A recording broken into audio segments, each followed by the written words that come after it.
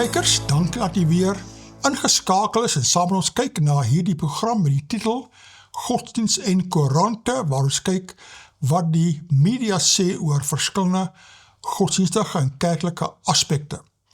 Ons saai uit vanuit die Kaap op die TV-stasie Homebase. Jy kan Homebase opvang of die middel van 'n skottel of streaming. Jy tik dit in homebasetv.org en dan kom dit op die selfoon of die rekenaar. Hier by my het ek weer eens vir Regard. Dankie, Regard Stanner. Bly is hier so. Nee, ek oorleef daarom is. Dis bly net te hoor. Deur die dieselpryse. Praat maar liever nie Dit daaroor. kos nou al 'n plaas se prys vir om net hier uit te kom vir Moenie opname. daaroor praat. Soos vir die kykers sê, hulle moet maar dankbaar wees dat oom soveel geld uitry net om te kom opneem. Ja, ek moet vir die kykers sê, hulle moet asseblief hulle donasies vir Homebase bietjie opstoot, want alles gaan op en ons kan nie net met 'n daalde inkomste nie, die ouer mense kan nie almal byhou nie, hulle verlaag hulle bydraes, soos asseblief as u so beïndruk voel, maak 'n bydrae aan Homebase, die besonderhede is op die webwerf, ook op WhatsApp ensovoorts. Baie dankie by voorbaat. Waar begin ons vandag oom? Ek begin vandag by 'n prentjie. En dit sê, our world of natural beauty, Tjoe. natuurlike mooiheid. My vrou is baie lief vir mooi dinge. En partykeer kan dit 'n bietjie duur wees. Dis ek kom omdat sy met oom getrou het. Ja, nee, dit is ook weer waar, ja. Nou hier so is 'n print dit sê, the prestigious Sony World Photography Awards has announced the 2026 shortlist and winners in its open competition. Here is a selection of captivating images and in the categories for architecture and landscape. En rechts daar is 'n foto, pragtige foto van 'n kerk. En die kerk kan net in Europa wees, want daar is sulke pragtige kerke gebou. En het sê, a light show held at the Votive Church in Vienna, Austria, combines lighting and music to create an immersive experience. En ek moet sê, dis pragtig. Maar wat ek vir jou wil sê, as daar nie sulke fantastiese kerke in Europa was, net ek en jy nie hier gesit nie. Want dit is die mooi kerk en al die geld aan verbonde wat die hervorming veroorsaak het. Toe Tetzel gaan al sy aflosbriewe verkoop het, ons praat vandag van al ons valse profete wat so geld insamel. Dieselfde gedoen daai tyd. Selfde gedoen, om te betaal vir die groot kerkgebouwe, ek dink wat vir die St. Petrus kathedraal of iets of wat ook al nie. En toe liet hulle nou sien, maar hierso is iets vals in die gang daar, en dit die hervorming begin.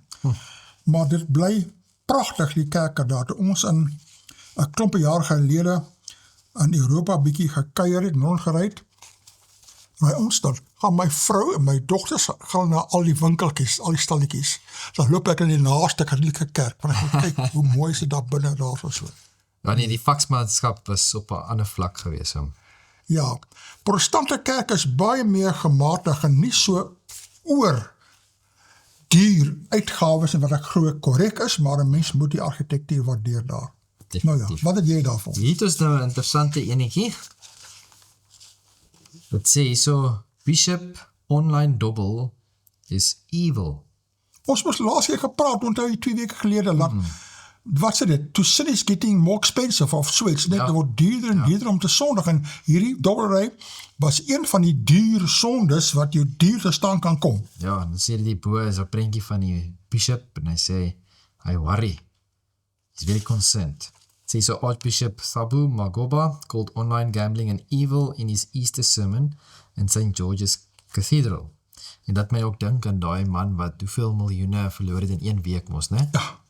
En dis nie eers sy eie geld, dis die bank se geld. Nou sit hy met die worry. Magoba, Archbishop of Cape Town, addressed the growth of the industry and effect on men's lives. He called out doubling as an evil which is not getting enough attention, given how easily accessible it is and how it is ruining people's life. Magoba said in a recent discussion paper on an online interactive gambling, the National Treasury reported that an annual betting revenue in South Africa skyrocketed by 390% in the past 5 years, from around 10.6 billion to 52 billion rand, with online betting estimated to generate more than 44 billion a year. Dit is ongelooflike syfers, dit is Kan ongelooflik. nie glo mense dobbel so vreeslik. Dit is verskriklik. Ek het dit nie geweet nie. En dis nou baie, is ook die online betting en goed, né? Soos met die sport en wat Ja. ook al, né? Dan mense mos nou. As ek hier in 'n ry na julle opsit hier staan, ry ek verby daar die groot borde, gesien, ja. Hollywood bets daar Ek het so gesien. alles, ja. Sure. At a recent meeting, Anglican bishops from across Southern Africa gave accounts ranging from pensioners in South Africa gambling away their SASSA grants to students squandering financial aid for their studies. We heard of graduates who can't find work and borrow money to gamble within the hope of making a living. So hulle probeer nou Ja, in plaas van werk dobbel. ja, daardie kans, dis as 'n moontlikheid 'n kans, maar die kans is 100 keer groter, jy verloor al jou Hulle geld. sê mos die huis wen altyd. Ja, Dit is mos die casino gaan nie verloor nie. nee. And of young people committing suicide in despair as a result of losing everything. Ja. The crisis that this harmful gambling represents for society must be addressed urgently across government and civil society. We need to treat gambling the way we dealt with smoking and alcohol and consider banning or at least imposing strict restrictions on gambling, advertising, the bishop added. Ja, dit is hartseer. Die Bybel gee vir ons baie sterk riglyne oor dit, wel. Ja, ek is baie bly van die geestelike leiers bring hierdie uit, nee, it's a evil, is 'n sonde, is verkeerd. Jy hoor baie min laat predikers spreek oor sulke dinge, maar mens moet die werklikheid uitlig daar. Ja, hier is ook 'n kort beriggie, hulle sê so, en daar's 'n prentjie, online gambling, hulle sê a staggering 62% of online gambling activity in South Africa occurs on illegal platforms. Millions of consumers unknowingly risk their money and legal standing. Sure. Dan sê opskrif hierso, illegal online gambling remains rampant in South Africa, posing serious risks to consumers. It says the South African Bookmakers Association has raised alarm bells. Dis nie net nou die predikant nie, dit is die industrie self, né? Ja.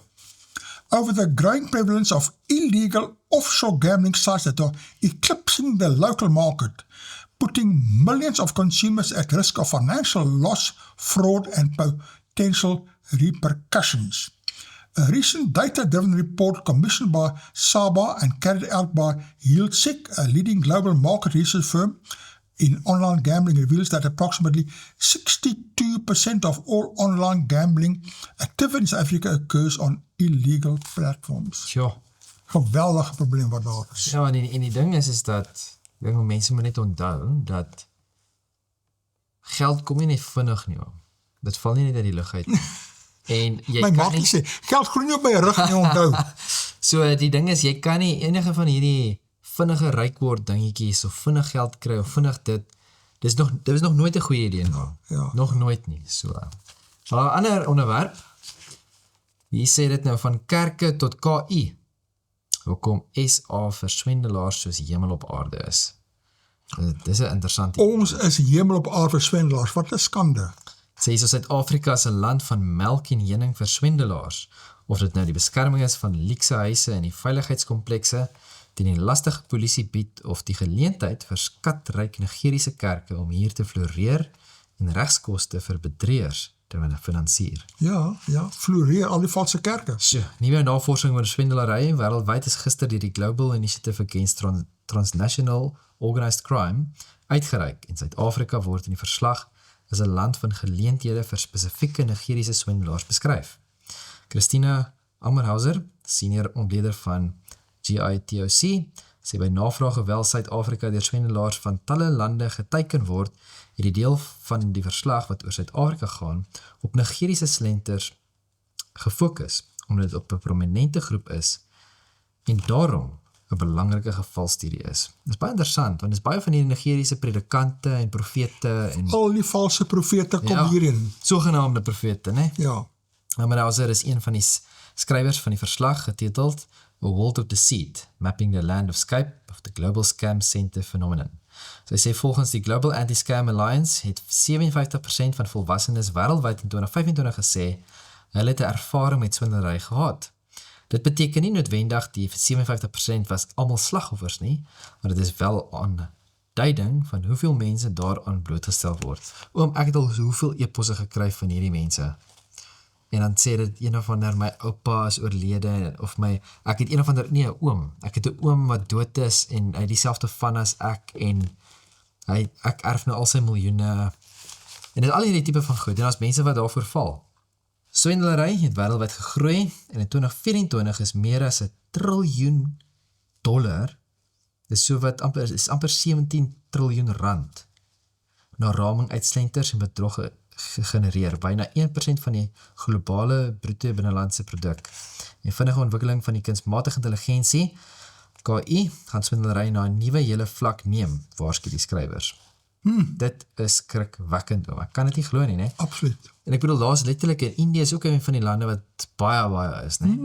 En ek het een keer 'n video gesien waar hulle letterlik wys, een van die skyscrapers, in die stad, daai hele gebou is vol mense wat mense scam. Ek kan dit nie glo nie. Dan gaan hy aan die en sê, onder draai die duiwel rond. Ja, waaragtig waar. Ek is bly so nog in die duiwel, want hy draai daar rond. Ammerhausen sê 'n paar interessante tendense oor Suid-Afrika hierheen het aan die navorsing na vore gekom. Onder meer dat byna elke Nigeriese swindelaar wat aan Suid-Afrika in die hof verskyn het, 'n verbintenis met groot charismatiese kerke het. Ja, pas op. Wees versigtig waar 'n mens aanbid en waar jy jou hardverdiende geld aan toevertrou. Nigerse kerke, sowel Nigeria as Afrika, speel 'n prominente rol. Volgens een forensiese ondersoeker wat by talle ondersoeke betrokke was, het byna elke senior lid van 'n swendelbroederskap wat ons deur die hofstal geneem het, 'n senior advokaat gehad wat deur 'n Nigeriese kerk gefinansier is. Ongelooflike bedrog. Daaroor verstaan ek het ek 'n bietjie medelee met hierdie CRL kommissie wat wil kyk na wie wat is jy? Is jy 'n valse profeet of wie wat is jy, nee, wat doen jy so? 5 bekende Nigeriese swendelbroederskappe word in Suid-Afrika bedryf, waarvan die grootste Black Axis, en wat sê dit ten minste die vroeë 2000s in Suid-Afrika teenwoordig is.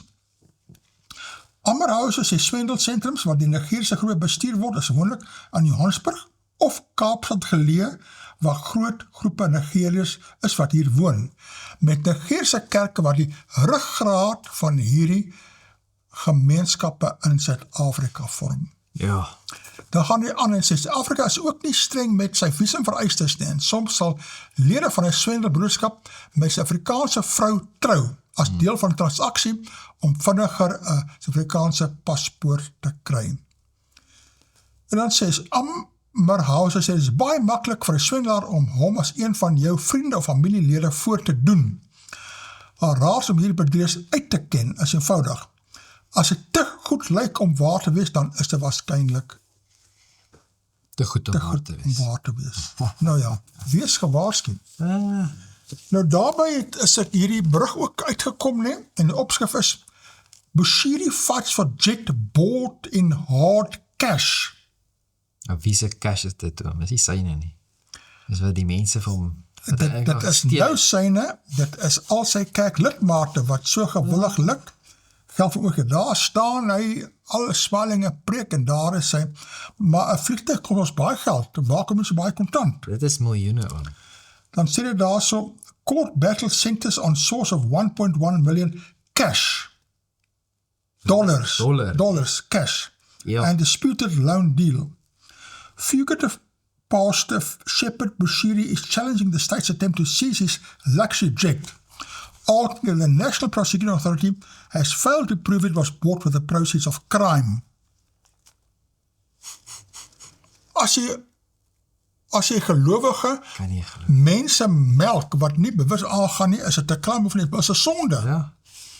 Dan sê dit, when fugitive pastor Shepherd Bushiri bought his new Gulfstream jet in 2015, payment was delayed for a day because an Nigeria-based company selling it did not have a machine to count the more than 1.1 million, then about 17.7 million rand in hard cash he brought to pay for it. Joh, oom, hoeveel tasse en sakke geld moes dit gewees het? Ja, Huh?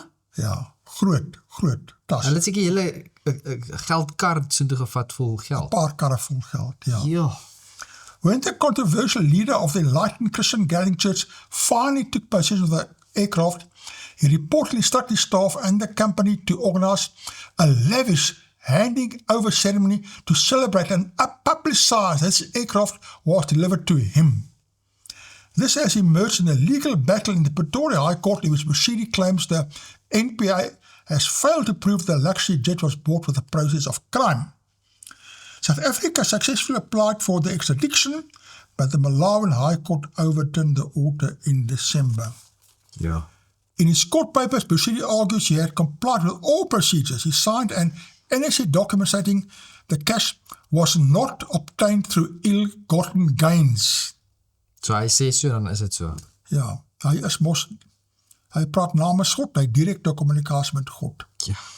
He added, the aircraft was purchased by means of a cash transaction. There's no evidence of fraud in the purchase and financing of the aircraft. Dan eindig die laaste paragraaf af en sê, Oba said that he did not ask Bushiri about the source of the cash, since it was obvious to me that he regularly gets blessed by congregants from abroad in foreign currency, notably US dollars.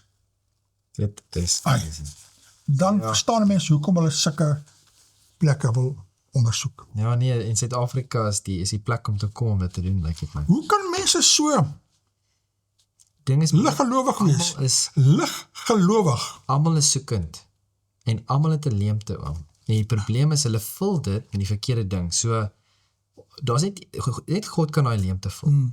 Maar ons vul dit met mense wat sê hulle praat van God of hulle praat vir God. Ons kan nie mense veraf God hierdie tipe mense. Nou wat is beter? Wat is jou kanse van sukses beter met online gambling of om jou tiendes se geld te gee met 'n blessing en hoop jy word nou gebless en jy word oornag 'n miljonair? Ja. Dis mos maar net 'n ander vorm van gambling hierdie. Ja. Skokkend. Hier is nou een Ja. uit die Daily Maverick, coal controversy. Ja. SA boosts coal exports to Israel despite its ICJ case of genocide. So hulle vat hulle hof toe, maar hulle soek ook hulle geld, né? En dan hierso is nou pro-Palestine groups report criticizes South Africa for providing material aid to Israel.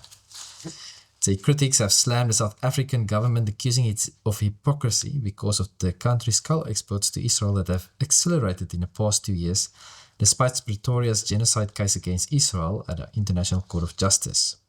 An extensive report titled Fueling Genocide, authorized by Saran Khan, an international law expert and human rights lawyer, was handed to representatives of the Department of Trade, Industry and Competition in Pretoria on 23rd of March for the attention of Minister Parks Tau. The report was commissioned by the South African Boycott, Divestment, Sanctions Coalition. Dis mos 'n groep wat by die groot kerk hier gepraat, dieselfde groep daar. Yeah. A group of local organizations critical of Israel's treatment of Palestinians. South Africa's exports to Israel have declined over the past decade, according to Trading Economics, but coal exports are the exception. Reuters report that South Africa had boosted its coal exports after Colombia ceased all its coal exports in August 2025 in the wake of the Gaza genocide. Baie interessant, né? But Khan said that the previous objections to the shipping of coal included fears that there could be legal backlash from business corporations involved in the exports. Dis 'n storie. These exports are undertaken by private corporations operating within South Africa's jurisdiction using state-regulated infrastructure, ports, licensing systems, and export permissions, said Khan. Ja, dis die ding, so dit is privaat maatskappye en hulle het alreeds al hierdie verskillende kliënte reg oor die wêreld. En nou wil die die pro-Palestine groep wil nou al die handel nou daar so stop. Ja, en nou wat hulle doen is dit gaan ons die ekonomie van Suid-Afrika nog verder. Ernstig. The South African state does not itself mine or sell the coal, but it exercises a decisive regulatory authority over whether such exports may lawfully occur. Accordingly, the legal responsibility addressed in this report arises from the state's failure to exercise available legal powers to prevent or suspend exports that risks contributing to international wrongful acts, said Khan. Ja, nee, wat, ek weet nie. Dis maar 'n storie. Het gaan net Suid-Afrika se ekonomie verder laat val. Dit is wat hulle gepredig het in die NG Kerk, Grote Kerk, toe daar gedagte was, alle handel met Israel moet gestop word. Dit is vanuit die NG Kerk sprekers in die Grote Kerk gebou het dit gepromoveer. En daar ken nog 'n voorbeeld, ja. Nou het ek hier so 'n berigie in Business Day, no place for South Africa at France's G7 table. Pretoria claims Washington applied pressure after Kenya gets invitation to the gathering. France has rescinded South Africa's invitation to the group of 7 G7 summit scheduled for June, excluding Africa's most industrialized country from the multilateral forum of the world's 7th largest economy. Pretoria was notified of the withdrawal weeks ago through the French embassy, said presidential spokesperson Vincent Magwenya, who confirmed the move to Business Today. Dan sê relations between Pretoria and Washington have deteriorated sharply under the Trump administration, with the US cutting aid to Africa last year. South Africa's non-aligned foreign policy, including its genocide case against Israel at the International Court of Justice, has also strained relations. Soos ons word al meer en meer uitgewerk. Ons verhoudinge met Israel is rock bottom en met Amerika en met heel wat ander lande ook. Ai, dis 'n storie. Hierso is nou 50 jaar gelede. Ja. Foster as gas na Israel. Die eerste minister, meneer B.J. Foster, eerste minister van Suid-Afrika, sal Israel besoek as gas van die Israeliese eerste minister, meneer Yitzhak Rabin. Geen datum is bekend gemaak nie. Leidens 'n amptelike kommunikei het meneer Rabin die aankondiging aan die Israeliese kabinet gedoen. Dit was 50 jaar gelede, hè? Toe het ons goeie bande gehad met Israel. Ja. Nou is ons aan die oor van Amerika die muishond van die wêreld, want ons is so anti-Israel. Sindaal. Ja. Nou interessant, daar is nogal heel wat debatte ook in kerklike geleerders en skrywers oor ons siening teenoor Israel. Botsende skrywers, die party kerklike leiers is baie pro-Palestina en anti-Israel en ook andersom. En daar moet 'n balans wees. Nou hierso is 'n brief geskryf deur Daniel Lou van Secunda en die opskrif is dit nie dalk juis wat nodig is nie. En hy antwoord hierso op 'n brief wat Dr. Bram Hannekom geskryf het. Dr. Bram Hannekom is 'n voormalige moderator van die Wes-Kaapse NG Synode en waar Dr. Bram Hannekom baie pro-Palestina anti-Israel was. En Daniel Lou skryf, hy sê, in sy stompsinnige ideologie gaan nog chaos skep, dit is, kritiseer Bram Hannekom Israel en Amerika oor die Iran oorlog. Daar is 'n opskrif van Dr. Bram Hannekom se brief. Hannekom praat van waardes soos vergifnis en versoening. Weet hy dat Israel minstens 2 keer in die verlede 'n hand van vriendskap na Iran uitgesteek het? In Desember 2003 is 26.000 mense dood in 'n massiewe aardbewing in Iran. Daarop Israel humanitaire hulp aangebied. Iran het egter verwerp. Dieselfde het in 2017 gebeur. Om dus vir Israel te preek oor vergifnisversoening is of oningelig of moedswillig. En partykeer is albei. En om 'n oog vir 'n oog en 'n tand vir 'n tand te noem, is om Matteus 5 vers 38 tot 42 totaal buite konteks te lees. Hannekom noem in 'n nuuskonferensie van Benjamin Netanyahu, die Israelse premier, waar Netanyahu minagtend die punt maak dat moraliteit niks werd is as dit nie deur baie sterk mag gerugsteun word nie. Het Hannekom die volledige konteks gekry? Of het hy maar net geval vir die video's wat deur Israel haters op sosiale media aangestuur word? Of miskien vir die Israel haatse uitsprake in die Grote Kerkgebou? Ek wonder of Bram Hannekom daar was of nie. Dit was nie net 'n hause eie woorde nie, maar is geleen van die woorde, the universe has no prejudice in favor of Christ as against Genghis Khan, uit Will en Ariel Durant se boek The Lessons of History. Soos net te hou, net die aangehaal uit die boek uit. In die konteks is niks fout met die stelling nie. Soos hulle sê, jy kan nie net bid nie, jy moet doen ook. Ja, Christene is sekerlik nie gevrywaar van probleme, net omdat hulle aan Jesus glo nie. Tyd sal leer of daar nog chaos geskep gaan word. Die Bybel sê, 'n pak sla laat 'n mens ophou kwaad doen. Ja, ek het baie pak sla gekry en dit het my, Die pak sla maak die ore oop. ja. Die Bybel sê, 'n pak sla laat 'n mens ophou kwaad doen. Dit laat jou selfs ophou dink aan kwaad, Spreuke 20 vers 30. Is dit nie dalk wat nodig is nie? Ja, die werklikheid, Israel is met missiele gebombardeer deur die Palestynë en al die ander lande dwarsdeur, maar hulle sit niks doen nie. Ja nee, het is nou 'n antwoord van Brahman, kom. Ja, Het sê Ierland oorlog, veel meer as 'n pak sla. Graag reageer ek op die skrywe van Daniel Louw, waarin hy my rubriek oor gevaarlike ideologieë kritiseer. Nee, ek het dit nie geskryf na aanleiding van insetsels op sosiale media nie, maar nadat ek self na die volledige nuuskonferensie van Benjamin Netanyahu, die Israeliese premier, gekyk het. Ek het juist die konteks verreken van iemand wat die oorlog probeer regverdig en verdedig. Netanyahu se aanhaling oor Christus en Genghis Khan het binne hierdie konteks aanstoot gegee. Na 2 besoeke aan Israel en die Wes-oewer weet ek dat die konflik kompleks is. Geensins beskou ek die Palestynë en die Iraniërs as engeltjies nie, maar ongelukkig het ek ook met my eie oë gesien wat die Israelies en veral Netanyahu gedoen het. Daar is iets soos strukturele geweld, die verplasing van 100,000 Palestynë, die stelselmatige besetting van die Wes-oewer, die afdeling van klassieke apartheidswette in 'n dorp soos Hebron en veel meer. Op geen manier kan die vlak waarop vroue en kinders in die Gazastrook uitgemoor is, regverdig word nie. Dit is juist die konteks van Netanyahu se woorde wat my laat regop sit het. Gaan lees weer wat ek geskryf het oor die bandvloek. Om te sê dat ek Matteus 5 vers 38 tot 42 buite konteks aanhaal, laat my stom.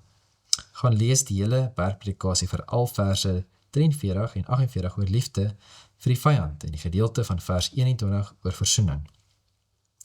Ek het die hoop vir Suid-Afrika omdat ek daagliks mense ontmoet wat juist die waardes van vergifnis en versoening steeds ernstig neem en al is dit hoe moeilik hierdie pad loop. Om die uitmoor van duisende Iraniërs met 'n pak sla te vergelyk, val sleg op die oor, veral in die paastyd. So, baie interessant, het 'n paar dinge wat hy nou hierso noem. Dus die een ding wat hy hierso sê, hy praat van die kinders wat uitgemoor word, né? Vroue en kinders in die Gazastrook word uit. Wat is moord? Maar die ding is, daar is 'n verskil. En wat van die mans, is hy nie bekommerd oor die mans nie? Ja, ek weet nie, maar die punt is maar net, is dat uitmoor soos in, so hy dink, dat Israeliese soldate gaan in die nag en dan vermoor hulle nou die mense. Verstaan, is dit wat hy dink? Want dis oorlog. Ja. Verstaan jy, so, en wat baie van hierdie mense, ek dink hulle het die totale, Van 'n wanbegrip. Ja, jy totale wanbegrip, maar die hele totale prentjie van Israel. Nou, ek was nog nooit daar nie, so ek kan nou nie praat nie, maar ek het al met mense gepraat wat daar was, en ek het al die hele klompie dinge opgaan lees, opgesoek, om net bietjie meer inligting te kry oor dit, nee. En as jy gaan kyk, dat ek praat oor korreksie, maar ek dink 1/3, nee, van die Israeliese weermag, die soldate, is moslems. Hulle is nie Jode nie. Hulle is Arabiere, hulle is moslems, wat daar so bly, wat deel is van die Israeliese weermag. Baie van die polisie mense is moslems. Daar is selfs mense wat deel is van die politieke bewegings in Israel, dus as dit nou 'n burgemeester is, wat ook al dit mag wees, né? Wat moslems is, wat Arabiere is. Arabiere. Ek het persoonlik met Arabiere gepraat, uit daardie areas, uit Israel, uit wat in ons land was daarso, en hulle skep 'n totaal aan 'n prentjie daar. Daar's baie Arabiere, wat nie Jode is nie, wat generaals is, wat in die politiemag is, in die parlement is, en regters is, ensovoort. So, hier is die punt. Sê ek, alles wat Israel doen is reg, en alles is net wonderlik en perfek. Nee, maar wat se land is? Ja. Verstaan? So, vir my is dit net, daar word 'n baie spesifieke prentjie geskep, Ja. en ek dink net almal moet gaan en in plaas van net glo wat alles wat gesê word, gaan doen self 'n bietjie ondersoek en kyk. Ja. Dis altyd soos toe, laasweek het ons gekyk wat beteken die woord Palestyn. Ja. En so gaan lees bietjie op, gaan soek op en kyk bietjie, kry inligting vir jouself. Moenie net alles glo nie. Hier's nou 'n brief van 'n dominee wat ook nie alles glo nie, dominee Fanie Leroux van Parys. Ek het hom ook ontmoet op van hierdie Koinonia Synodes, soos ek weet nou hoe lyk hy ensovoorts. Sy opskrif is NGK leierskap hieroor op sleeptou. Nogal 'n insiggewende brief. Hy sê, ek neem met groeiende ongemak kennis van die vooroordeel teenoor Israel by die leierskap van die NG Kerk. Ja, en daardie dominee Hannekom is een van die leiers in die NG Kerk. Dink maar aan die eensydige hulp aan die slagoffers van die Palestynse konflik wat gegee word. Ja, R250.000 is gegee vir Palestynse slagoffers, maar dit is gemaak asof daar geen slagoffers onder die Arabiere en Jode in Israel is nie. Wanneer daar gedreig word om 'n land van die aardbol te verwyder, soos wat Hamas en Iran voortdurend dreig, en Israel homself dan verdedig, moet die rede nie op 'n ander plek gesoek word. Ja, hier is 'n baie belangrike punt. Die doel van hierdie Hamas en Iran finansier Hamas is om Israel van die aardbol af te vee, te vernietig. Dan moet jy vat waarvoor jy vra. Eintlik weet dat dit die gevolg sal wees. En wanneer jy geweld gebruik, moet jy nie verbaas wees as die mense teen wie jy geweld gebruik, ook geweld gebruik nie. Live by the sword, die by the sword, is noodwendig gevolg van so keuse. Dit is duidelik dat daar 'n ander oplossing gesoek moet word. Om dit saam in die koor te skreeu, los niks op nie. Dit vererger dit net. Ek wonder of die ywerige ondersteuning van die moslim en Palestynse saak deur die moderament van die NG Kerk se algemene synode nie daarmee te maak het dat die leierskap van die NG Kerk die ideologie van die Suid-Afrikaanse Raad van Kerke klakkeloos oorgeneem en ondersteun nie. En hier is 'n baie geldige punt daarso. Dit is die sling van die Suid-Afrikaanse Raad van Kerke, pro-Palestyn, anti-Israel. En die NG Kerk, wat nou lid is van die Raad van Kerke, ondersteun dit ten volle. Praat nie, hulle bring nie balans wat ons van hoor nie. Of net neutraal te staan en sê, luister hierso, ons is 'n kerk, en ons wil nie onsself betrokke maak met politiek, en wat ook al, die staan nie neutraal. Ja. Ek dink dit was vir baie NG Kerk lidmate geweldig skok toe daar die R250.000 uitgedeel is. Probeer gee is, ons moet daaroor gelees, hulle kon nie sy geld oorkry nie, en wat van al die hulpbehoewendes hier. Van die Bybel en die gereformeerde leer is daar oënskynlik grootliks afskeid geneem. Nou word daar in der waarheid sanksie verleen aan politieke teologie, neo-marxisme en kritische teologie. Ja, nou word dit goedgekeur. Liberale teologie, progressieve teologie en ander uitlopers speel waarskynlik 'n groot rol hierin. Dit wil voorkom asof die NG Kerk se leierskap ongelukkig lankal reeds op sleeptou geneem word. Ja, en dit is sorgwekkend daar. 'n Mens moet 'n meer gebalanseerde, neutrale houding neem. Hierdie is 'n komplekse saak. Jy kan nie net pro-Palestyns wees nie. Nou, is ons weer by die ander onderwerp. Vida. Maar Vida nie bly... die koffieplek nie, die vrou in die amp. Dit bly 'n interessante onderwerp. Die synode was lank geduldig, maar ons moes na Christus luister. Die gereformeerde kerk in Suid-Afrika het eers na 4 dekades se geduld en grasie al besluit oor vrou in die amp geneem, skryf Slabbert Le Cornu. Prof. Ami van Wyk is in sy gewete geskok dat diegene wat ten gunste is van vrou in die amp ongehoorsaam is aan Christus en op 'n dwaalweg is. Hy vra verder of die GKSA synode se besluit oor vroue in die amp neerkom op grove synodokrasie. Ons laasweek daardie Ami van Wyk se skrywe gelees. Hy's 'n teoloog, hier is ook 'n dominee, Ja. net daar ook baie ingelig. Laat ons nou sien, wat is sy siening, wat stel hy nou daar? Nou vra hy die vraag, is dit waar? Kom ek gee 'n ander perspektief daarop. As iemand wat ook deel was van hierdie saak die afgelope 2,5 dekades, ek wil daardie aantoon dat die besluite van die GKSA wat geneem is oor baie lang tydperk, nie geneem is op grond van synodokrasie, synode regeer, nie, maar op grond van Christokrasie. Christus regeer, deur sy gees en woord. Dis nou interessant, né? Synodokrasie en Christokrasie, ja. Christokrasie. Nee, wat is jou vertrekpunt? Ja. Baie interessante punt daardie. Eerstens, na 4 dekades 'n geduldige luister na mekaar, baie studies, gebede, lankmoedigheid en geduld word kerke met vroue in die besondere amp van predikant en ouderling nou opgeroep tot bekering en gehoorsaamheid aan die skrif. Dis wat Christus as die koning van die kerk deur sy gees en woord bepaal vir sy kerke. Soos daar was 40 jaar se deurdink en deurtrap en bestudering van die onderwerp. Dit word saamgevat in die Nederlandse geloofsbelijdenis, artikel 30, waaraan al ons kerke gebonde is op grond van die skrif. Ons glo dat hierdie ware kerk ooreenkomstig die geestelike bestuurswyse wat ons Here ons in sy woord geleer het, geregeer moet word, Christokrasie. Daar moet naamlik dienaars of herders wees om die woord van God te verkondig en die sakramente te bedien, ook ouderlinge en diakens om saam met die herders die kerkraad te vorm. Op hierdie wyse sal alles in die kerk behoorlik en ordelik geskied, wanneer betroubare persone gekies word ooreenkomstig die voorskrif wat die apostel Paulus in die brief van Timoteus daarvoor gegee het. In die brief van Timoteus leer ons dan dat Paulus as geroepe apostel van die Here, volgens die bevel van God, in Timoteus 1 vers 1 en 2, duidelik beveel, Christokrasie. Wie moet amptelik leer, regeer en preek in die gemeentes, naamlik geroepe, gelowige, bekwame manne, nie godsvrugtige, bekwame vroue nie. En hy begrond dit in God se skepingsorde en bevel, 1 Timoteus 2 vers 11 en 3 vers 2, nie in sy tydgees of omstandighede nie.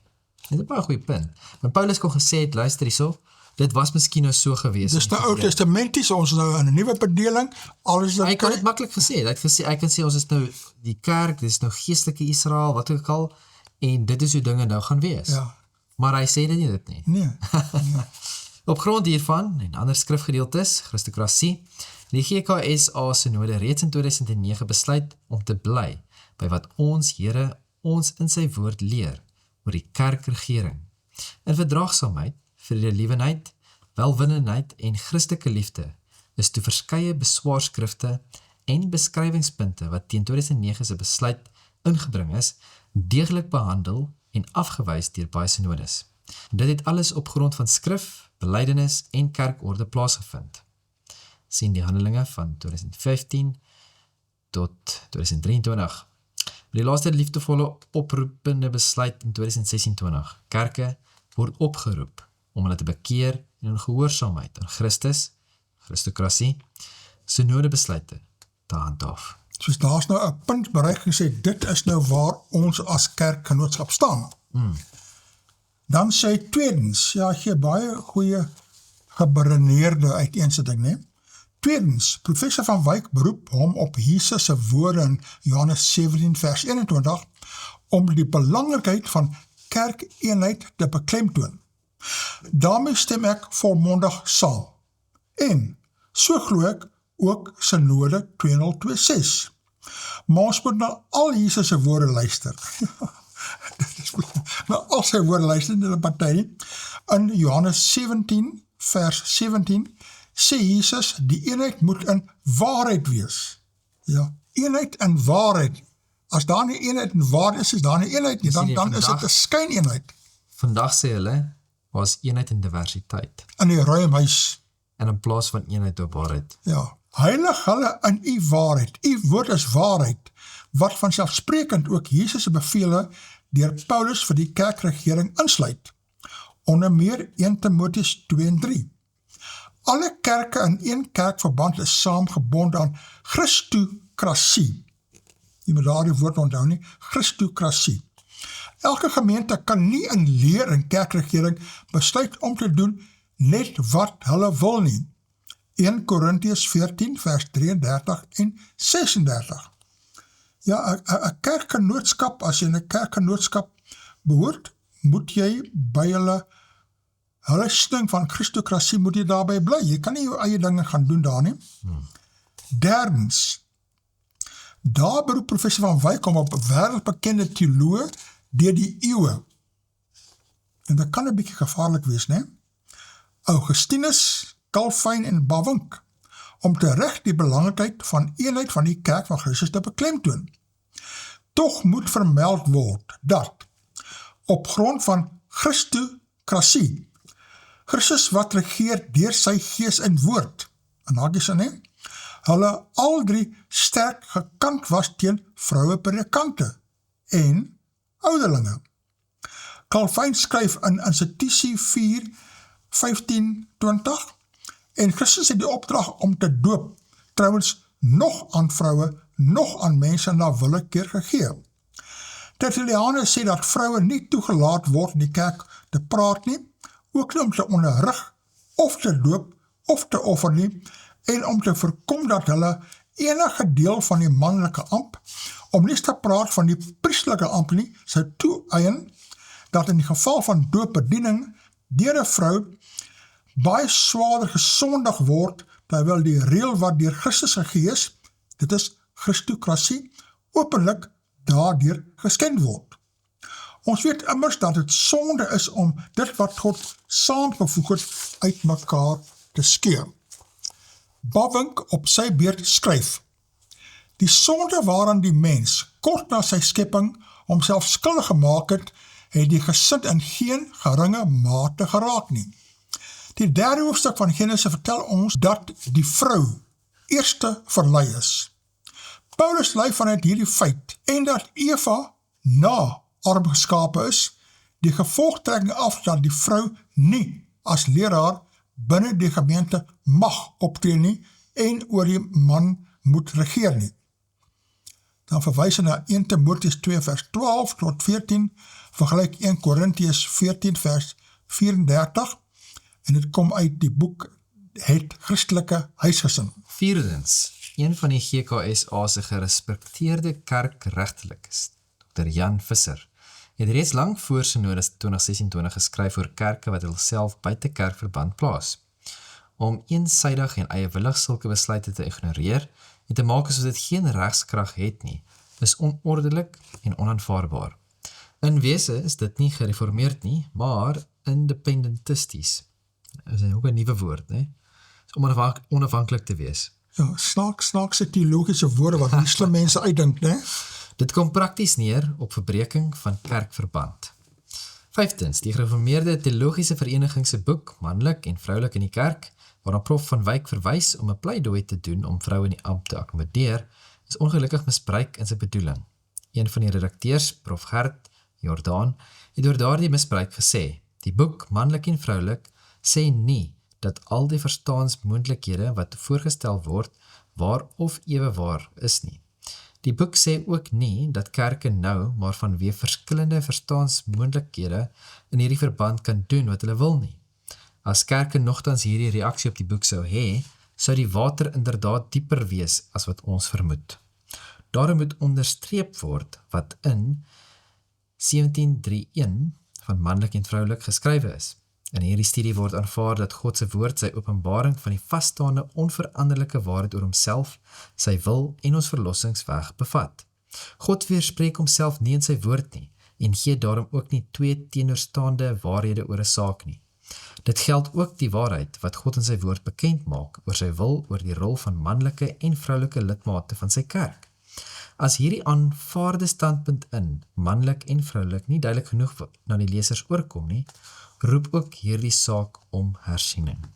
Die GKSA Synode 2026 se besluit deur kerke wat susters as ouderlinge het, is dus nie geneem op grond van synodokrasie of enigstens oorhaastig afgedwing nie, maar dit is alles gedoen op grond van Christus se gesag deur sy gees en woord. Christokrasie. Na baie dekades se verdraagsaamheid, vredelievendheid en Christelike liefde teenoor ons broers en susters, wat ten gunste van vroue in die amp is. Ons hoop en bede is dat hulle en Prof van Wyk, by wie ek klas gekry het en by wie ek baie geleer het, deur 'n terugkeer na Christokrasie, hulle oor hierdie saak sal bekeer en weer gehoorsaam sal wees aan Christus, soos die synode ook in liefde en waarheid oproep in sy amptelike besluit. Die synode roep kerke, wat hulle nie aan die synode besluit in sake vroue in die amp hou nie, maar om die eenheid in die kerkverband te soek en te beleef. Ja, om ware eenheid in waarheid te soek en beleef, saam in ons kerkverband, soos Jesus Christus ons en al sy kerke leer, met die belofte van ons kerkverband se Bybel logo. En op hierdie rots, Christokrasie, sal ek my gemeente bou, en die poorte van die doderyk sal dit nie oorweldig nie. Matteus 16:18. Dominee Cornie is emeritus predikant van die GKSA. Goed gestel, hè? Ja, baie goed beredeneerde stuk, wat nou hulle siening mooi weergee waarop hulle staan. Ja, aanvanklik toe hierdie besluit geneem het, was daar maar min reaksie binne hulle kerklike verband, maar dit word al hoe sterker. Jy kan sien, hulle begin bietjie sterker na twee pole skuif, en mens sal nou moet kyk wat nou verder gebeur, gaan baie interessant wees, baie goeie besprekingsmateriaal hierso. Ja, nee. Ja. Nou het ek 'n brief wat in die Burger verskyn het, en dit is nou nie deur 'n gereformeerde teoloog nie, maar ek vermoed 'n gereformeerde lidmaat geskryf, en hy het nou weer ander sieninge, ne? Hy sê, beweeg aan, en laat vroue gemeentes bedien. Ja, jy moet aanbeweeg. Dis wat die liberaal siening, beweeg aan. Nou sê, dis nou Roan van Melkbos, maar Roan gee nie sy van nie. Bietjie jammer. Baie mense is van mening dat die Bybel so deur God gegee is en dat niks verander mag word nie. Ja, baie mense is van daardie mening, ne? Maar Jesus verklaar tog dat die mense van sy tyd moet aanbeweeg na moderner idees. Dus dit is dus amper die punt wat hy daar gemaak het van Paulus kon gesê het, ons is nou in 'n nuwe omgewing, nuwe dinge, ons is nou modern. Jy weet, as hy nie so 'n paar Bybeltekste bygevoeg het, soos daardie vorige skrywer, dan sou ek nou 'n bietjie gaan luister het.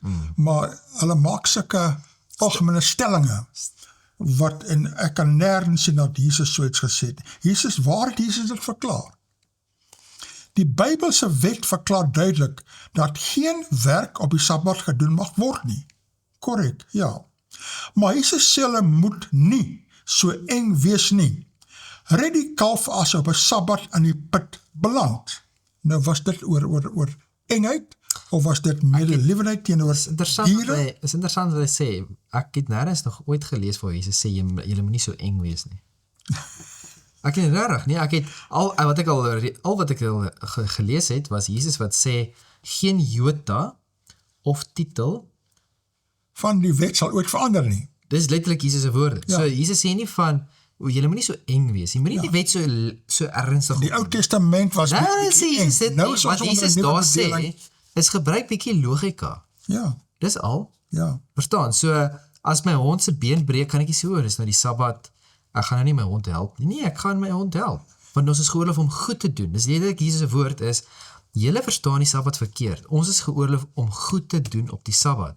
Nou is dit nie goed doen om 'n dier te red as hy in die put val nie? Soos jy kan 'n mens gaan help, maar jy mag nie 'n dier gaan help nie. Dit ja, maar verstaan. So Jesus sê, die Sabbat is daar om goed te doen. Ja. So niks van engheid nie. Dan gaan hy aan, hy sê, los ook die talle reinigingswette en bloedige rituele. Ek wonder of hy weet waaroor die rituele gegaan het. Ons leef in veranderde tye. Daar is duidelik aanbeweeg vanaf die Ou Testament na die Nuwe Testament. Ja, en dis hier wat baie mense wanbegrip het. Hulle dink daar's 'n totaal nuwe bedeling.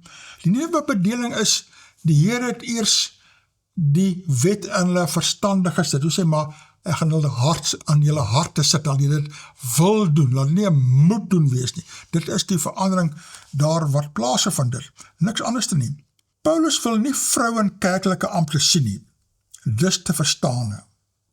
Die vrou van die tyd was huisversorgers en het nie skoolopleiding ontvang nie. Paulus het nie oor gepraat nie. Hulle kon dus nie lees of skryf nie en was uitgesluit van die wet en profete. Daar is nie 'n baie goeie Argument nie. Glad nie, want was die vissermanne wat Jesus gaan kry het, was hulle geleerde mense. Petrus en sy broer en al hierdie mense. Die enigste geleerde was Judas en hy het Jesus verraai. Ja. En hy is uitgesluit van die wet en profete. Maar die Bybel sê baie duidelik, die vrouens kan die profetes amp kan hulle hou. Ja. Hulle is gemagtig tot daardie amp as profetes. Daar was hele paar profetesse in die Bybel gewees. Ja.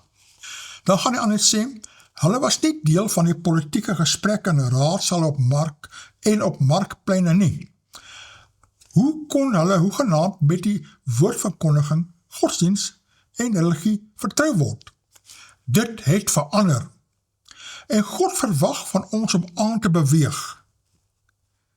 Hier is nou, dis 'n baie gevaarlike stelling, om aan te beweeg van wat na wat.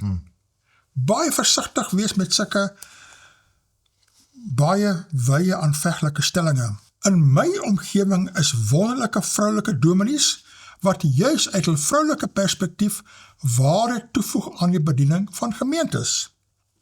Toe Jesus na sy opstanding die goeie nuus wou verkondig, vra hy vir Maria, gaan vertel aan my disippels die blye boodskap, beweeg tog aan, en laat vroue vanuit hulle perspektief die gemeentes bedien.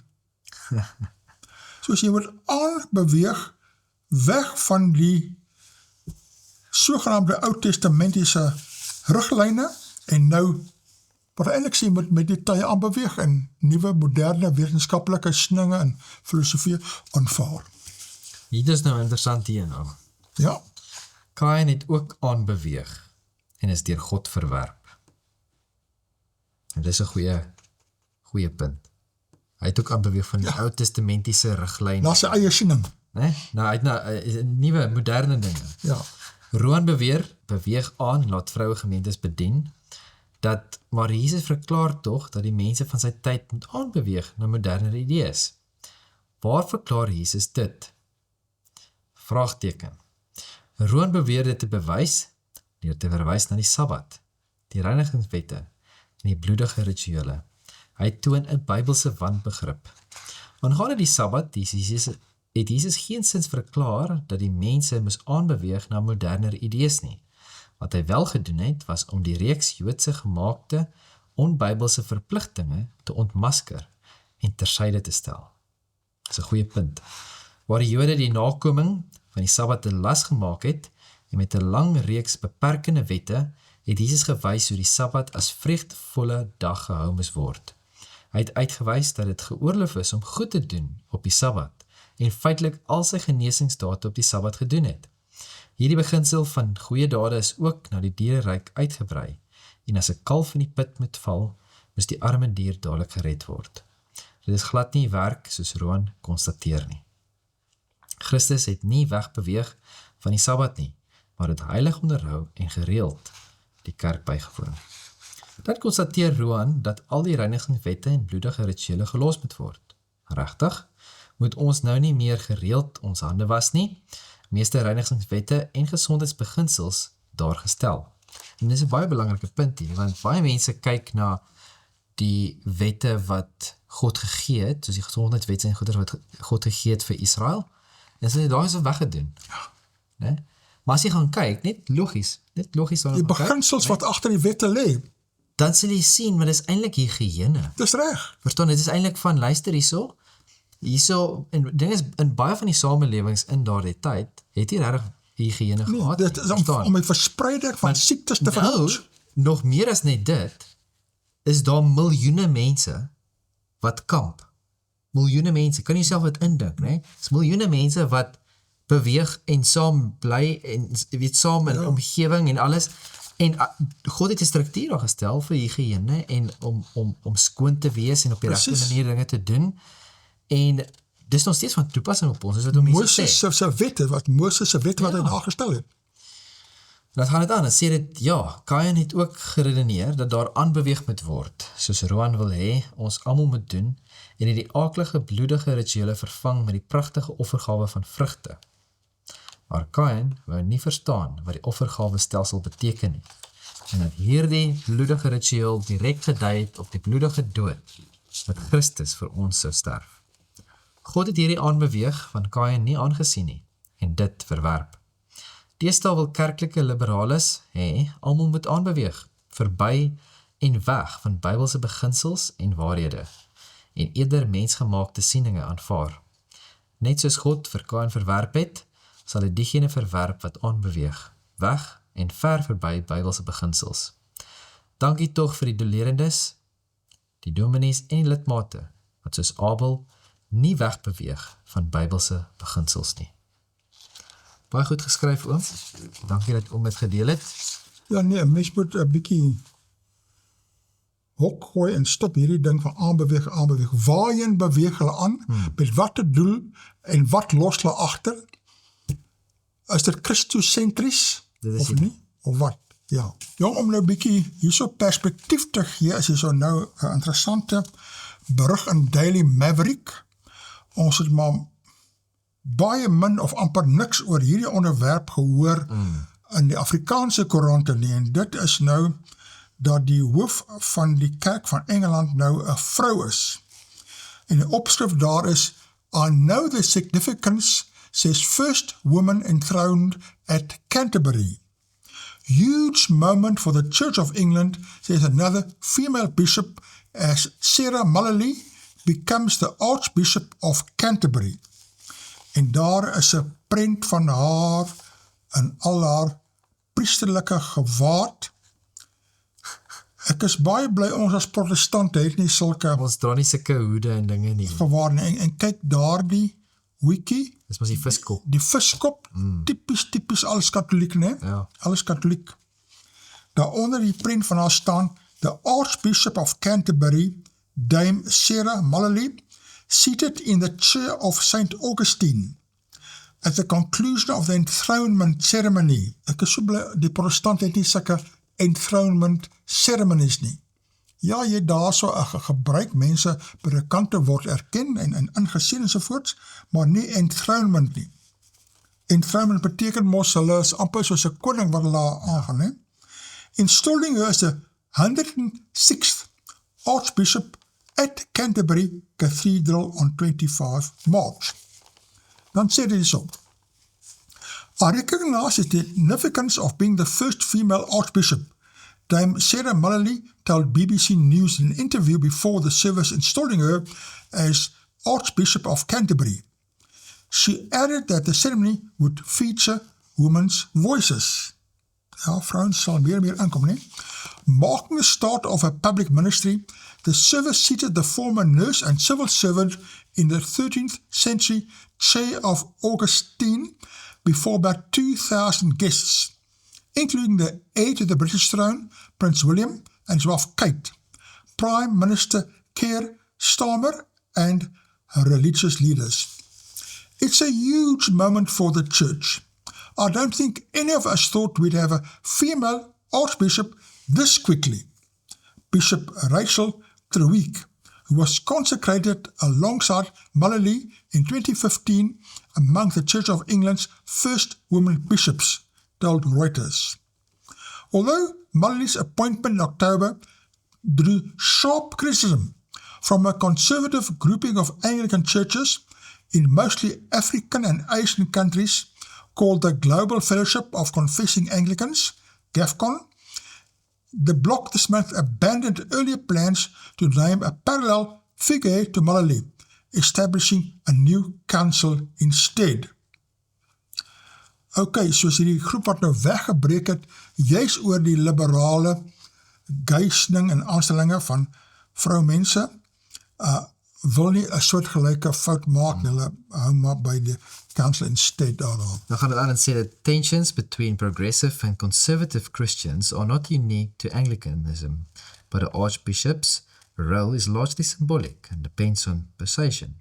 unlike the Pope, who wields authority over Catholics worldwide. Interessante punt. Ja, Recent archbishops have struggled to balance the complexities of archbishop's position and bridge divisions over LGBTQA++ and so forth, and women's leadership between England's now more progressive church, more traditionalist provinces elsewhere. GAFCON had rejected the leadership of Manali's predecessor Justin Welby because of Church of England move to bless same-sex unions. Manali herself has emphasized unity and diversity. Sien wat ek gesê het, nie? Dis eenheid en diversiteit. ja, Dis nie eenheid en waarheid nie. ja, Telling Reuters last October, we're a family with a shared root, and with any global church, there is great diversity in it. In the ceremony, she sought admission to the cathedral by knocking on its west door, wearing a mitre and a cope secured by clasp modelled on a bell she wore as a National Health Service nurse. She was then greeted by children. Manali also wore a ring given to one of her predecessors, Michael Ramsey, by Pope Paul in 1966, a symbol of improving ties between Anglicans and Catholics centuries after King Henry split from Rome. Bishop Nicholas Bain said Archbishop Sarah offers the church an opportunity to create a different and more confident conversation. She brings the right gifts and experience for such a time as this.